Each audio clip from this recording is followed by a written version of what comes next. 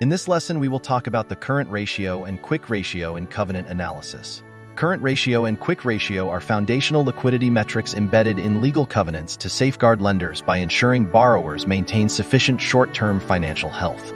Their effective application in covenant analysis requires clear definitions, industry-appropriate thresholds, and thoughtful contract design to balance risk management with operational flexibility. Current ratio and quick ratio are widely used in legal covenant analysis to set minimum liquidity standards in loan agreements and bond indentures.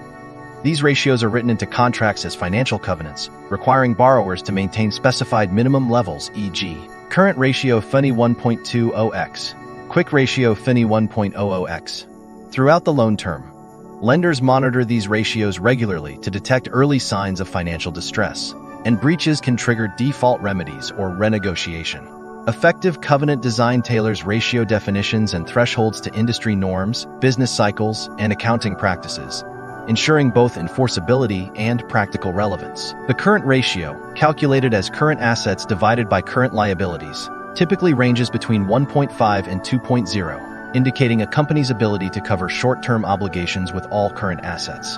The quick ratio, a more conservative measure, excludes inventory and prepaid expenses, focusing on the most liquid assets like cash and receivables.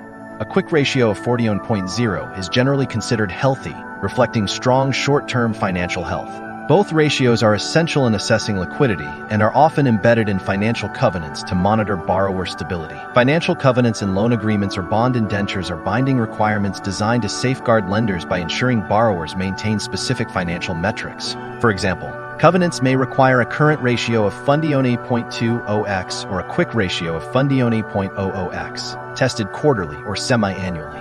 Thresholds are tailored to industry norms and risk profiles. Borrowers must submit compliance certificates, and breaches can trigger technical defaults, renegotiations, or penalties.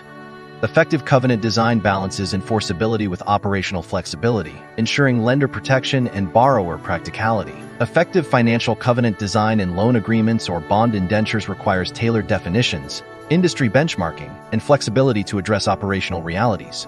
Clear definitions of current or liquid assets prevent ambiguity, while thresholds are set based on sector norms and risk profiles. Seasonal or cyclical adjustments such as rolling averages can enhance practicality.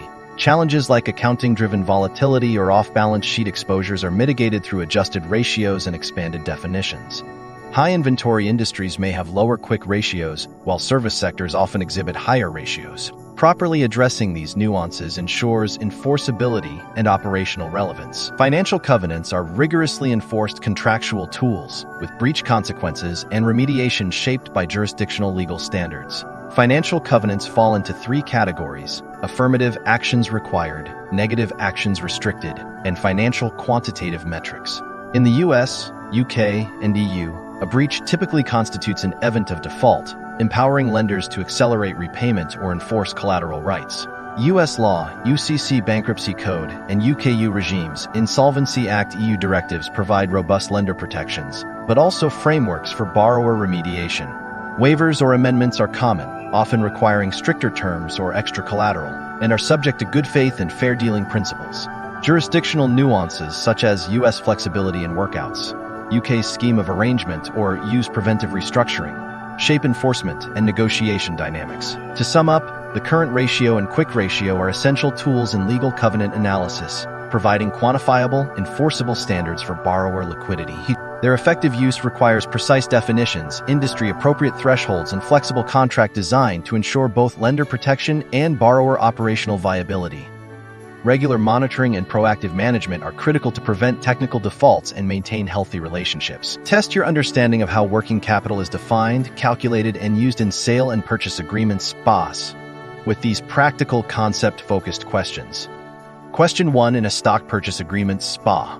Which of the following best describes the typical definition of working capital for adjustment purposes? A total current assets minus total current liabilities, including all cash and debt. B, current assets, excluding cash and cash equivalents, minus current liabilities, excluding short-term debt and accrued transaction expenses. C, net income plus depreciation and amortization for the trailing 12 months. D, total equity value minus long-term debt and capital expenditures.